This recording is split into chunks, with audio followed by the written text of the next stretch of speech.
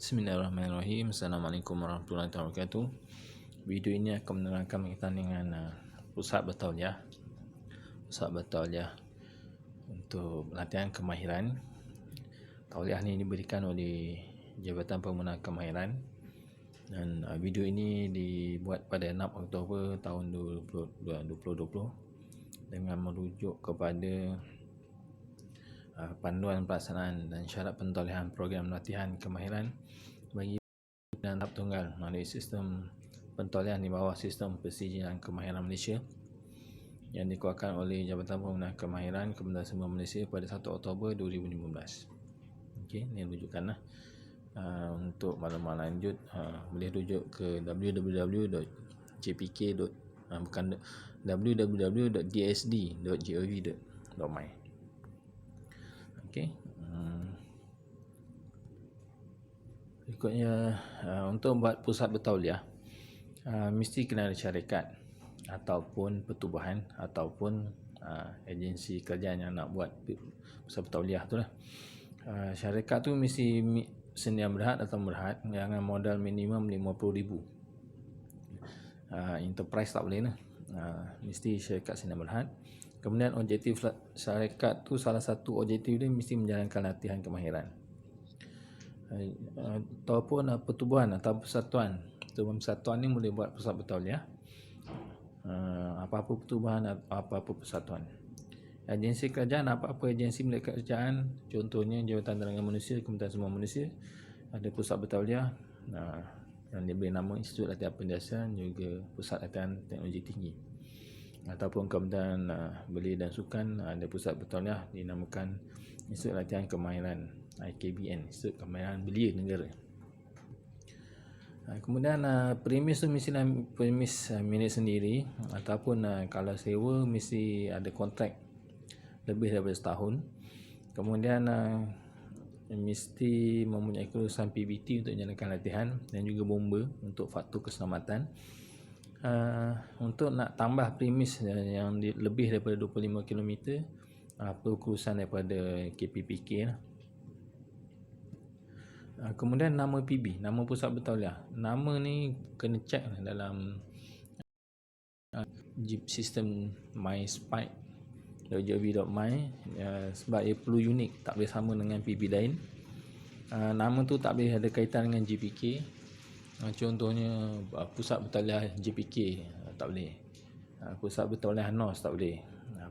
Pusat bertauliah World Skill Malaysia tak boleh. Kemudian tidak mencerminkan perniagaan. Contohnya tidak mencerminkan perniagaan ni ABC Sdn Bhd tak boleh lah. Kena pusat latihan ABC boleh. Kalau ABC Sdn Bhd tak boleh. Kalau pusat latihan ABC boleh. Okey, kurikulum latihan. Kurikulum latihan ni mesti ada training pathway. Training pathway itu maksudnya perjalanan latihan tu, daripada SPM ke, daripada tak ada apa ke. Kemudian mesti ada WIM. Kemudian mesti ada dokumen penilaian, ada 2, teori dengan amali. Kemudian mesti ada nota ability. Kemudian mesti ada maklumat pelaksanaan latihan tu macam mana, mesti ada gancat ni. Kemudian jadual latihan mingguan ni kena ada untuk nak kita lihat nak cukup berapa jam latihan tu. Kemudian ada jadual penilaian. Jadual penilaian ni untuk setiap peperiksaan tu mesti ada jadual kan. Peperiksaan akhir juga ada jadual. Kemudian apa-apa subjek tambahan yang nak ditambah, perlu ada maklumat. Kemudian fizikal. Kemudian fizikal infrastruktur mesti ada bilik kuliah lah. Kemudian bengkel latihan dan juga pusat sumber. Kalau zaman sekarang pusat sumber mesti ada internet. Kemudian peralatan kuantiti mesti cukup lah. Peralatan, kelengkapan dan bahannya. Peralatan tu dan juga kelengkapan ni mesti mengikut kuantiti yang ditetapkan dalam NOS. Bahan tu kena kira lah, berapa student kena cukup. Sebab pentauliahan tu PPL akan datang untuk nilai bahan cukup atau tidak, peralatan cukup atau tidak, kelengkapan cukup atau tidak. Peralatan yang disediakan juga berfungsi dengan selamat lah. Bukan boleh pakai meletup. Jika latihan di agensi lain mesti ada justifikasi dan juga MOU dengan agensi yang lain tu ataupun mana-mana. Kemudian jaminan kualiti latihan tu lah. Kalau kita bagi latihan ke syarikat A, syarikat A tu mesti ada perjanjian, mesti ada kenapa latihan tu mesti dijalankan di syarikat A dan jaminan kualiti yang syarikat A berikan. Okey. Ini kemudian fizikal, kemudian personal pentauliahan. Dalam satu PB tu minimum 3, kena ada PPB, PPD dengan PP. PPB tu pengurus pusat bertauliah, iaitu bos lah biasanya, ataupun siapa saja yang dilantik. Kemudian pegawai pengesal dalaman ni PPD, dan juga pegawai penilai minimum. Untuk pegawai penilai ni biasanya pengajar lah. Penilai pusat bertauliah ni PPB, PPPB dan juga TAC. TAC ni Technical Advisory Committee. Kita lihat PPB, pengurus bertauliah, PPB. Ini mesti warga negara Malaysia, berumur 18 tahun ke atas, berkhidmat di satu PB, bukan satu PB saja. Pada semasa berkhidmat di satu PB saja. Bukan berkhidmat campur di semua banyak PB. Kemudian mesti dilantik oleh PB itu sendiri. Kemudian telah hadir dan lulus kursus induksi PP, PPD, PPB. Kemudian apa tanggungjawab pengurus bertauliah ni? Dia misalnya mengurus pusat latihan. Kemudian sebagai pegawai penghubung lah antara PB dan GBK. Kemudian menepati SKPK ni. SKPK ni Standard Kemahiran Pekerjaan Kebangsaan. Program tu lah. Kemudian sediakan tempat latihan kondusif, memastikan premis peralatan, kelengkapan dan bahan, mematuhi peraturan dan juga melantik PP dan PPD. Kemudian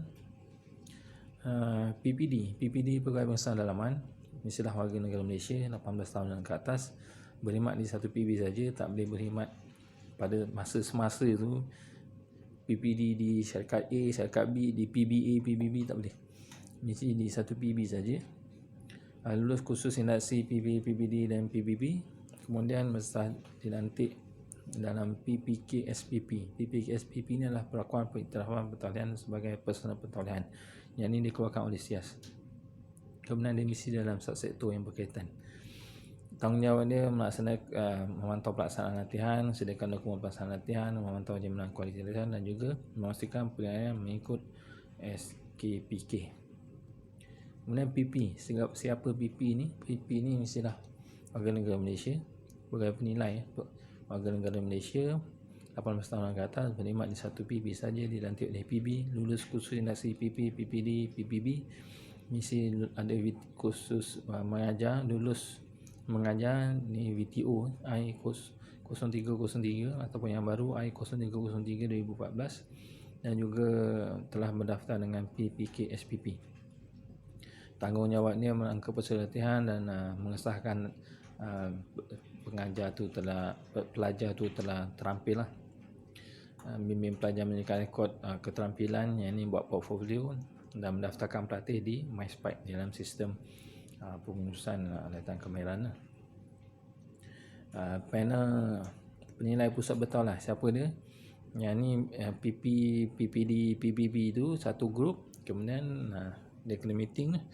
Mereka tanggungjawab prosedur penilaian dalaman macam mana, nak buat soalan macam mana, meneruskan dengan pembelajaran macam mana, buat nota macam mana, menulis tajuk projek akhir, memantau mutu kualiti latihan, melaksanakan mesyuarat panel penilaian kena mesyuarat 4 kali setahun. Sedia minit mesyuarat panel penilaian dan kena pastikan latihan berjalan dengan baik. TAC ni kita panggil setiap